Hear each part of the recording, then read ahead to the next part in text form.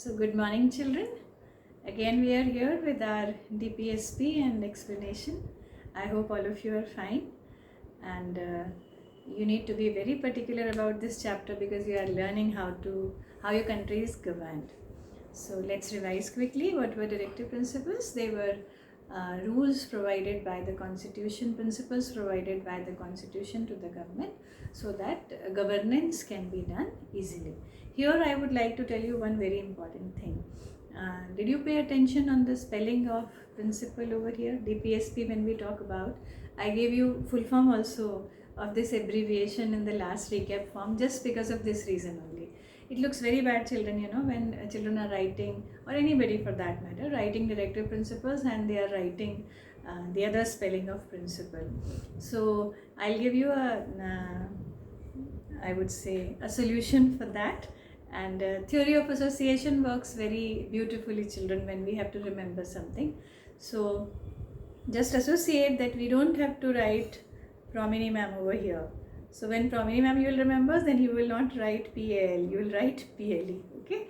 So this needs to be remembered because all the time people make these mistakes and we should not do this. Good English demands this thing. So directive principles, I told you what are they. We did it. They are in part 4 of the constitution, article 36 to 51. They are those small short answer question which we have to remember, and they are found only in the constitutions of India and Ireland, nowhere else. So, and side by side I told you about sources, about importance also, and today we'll talk about welfare state. This is not written in the constitution, but why were the directive principles made? Let's talk about our lives first. Say your parents, school, all the time they think about how they can do make life better for you. So I would replace this with this word, that they all the time think about your welfare. And parents always do that, children, and parents, school and children, it's a triangle, and they take children to new heights. So it's not that this word welfare you have not heard so far. This is a very common word and you might have used it thousands of times, but here it becomes very important because again this part is there in your syllabus. If you look into revised syllabus, country means government we are talking about here. The sole aim of government is to think about welfare of its people.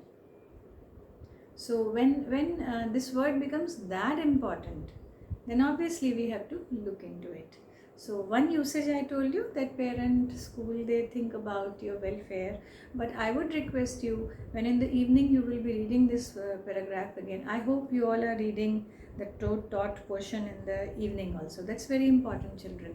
In all the subjects you need to do this. Whatever you do during the school hours, read it again, and all those fine points which you miss out, or sometimes it happens that you are not able to pay that much attention, so that becomes clear. And if there is any doubt, you can always ask your teachers. So this welfare state, when you revise this paragraph in the evening, do think of other example of this word where you can use it so that you understand it in proper manner. I'm not saying that you don't understand, but if you do that, like one I gave you, that parent and school think about your welfare, think about other examples so that this meaning of this word is clear to you. First, this meaning has to be clear, and then we go forward.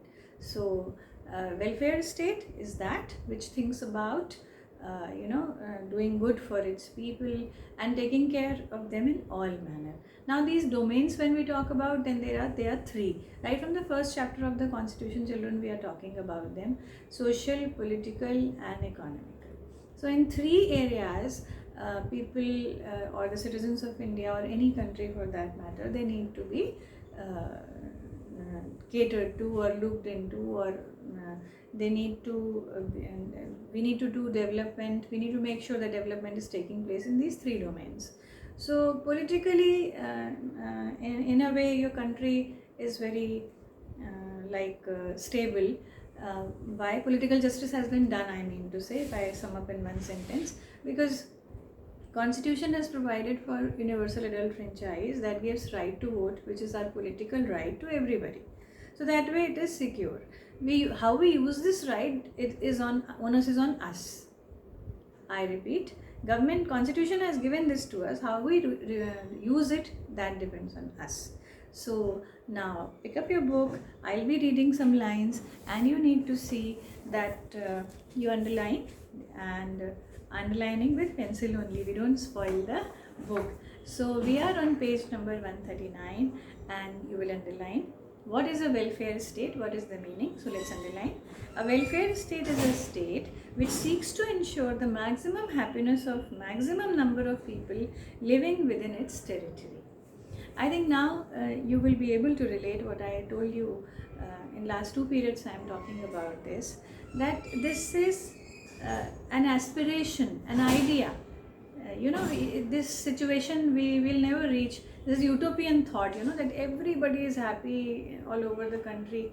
It's a that particular utopian situation which cannot be achieved. No matter what you do for everybody, and somebody will be dissatisfied in some manner. But by and large, are we able to? We means government. Government is able to take care of everybody. What are the main areas? Let's talk about those three basic necessities: food, clothing, and shelter.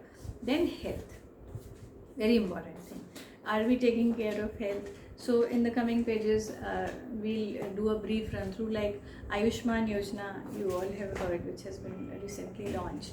So are we taking care of, government is taking care of people, all people in this domain: food, clothing, shelter, and as I told you, this health. So let's come back to our book. The Constitution of India seeks to establish India as a welfare state. This is the aspiration, desire of constitution. This was rather constitution makers, constituent assembly, that India will be a welfare state, means which will be taking care of everyone. So the aims and objectives, underline, of welfare states are clearly pointed out in the DPSP. These directive principles emphasize that goal of Indian polity. What is polity? Polity is governance. The system, the society is a welfare state, where the state means your country, government. In constitutional language, your central government is referred as state. So state doesn't mean this UPNP. State has a positive duty to ensure to its citizens social and economic justice and dignity to the individual. As I told you just now, in these three domains, the desired respect is very important. Political has been given. I told you political right. But social and economic, mostly children, that depends on us. Like government has done away with this untouchability. Government has given us right to equality. But are we practicing it? It's up to us whether we are treating everybody at par or not. So there are things which we have to do. Government has given these fundamental rights to us. Now when you have become this big, you are reading this fine nuances you need to think about. Are we on the right path? If each and everybody, if we take care of ourselves, what we do, things will be fine. So now you have to be very cautious in your behavior. Are we doing it? That's it. So both the union and state government have over the past 6 decades taken steps to implement directive principles, underline, which aim at establishing social and economic democracy, the basic goal of welfare state. So what is the answer, children? The question, what is the basic goal of welfare state? To establish social and economic democracy. Last line of this paragraph, children, now has become obsolete, though you will not change because it's written in your book. Now government, 5-year plans government has done away with. Mr. Modi, when he became Prime Minister, he brought Niti Aayog. So these 5-year plans are no longer existing. So now in next video, we'll talk about social equality and justice. Thank you.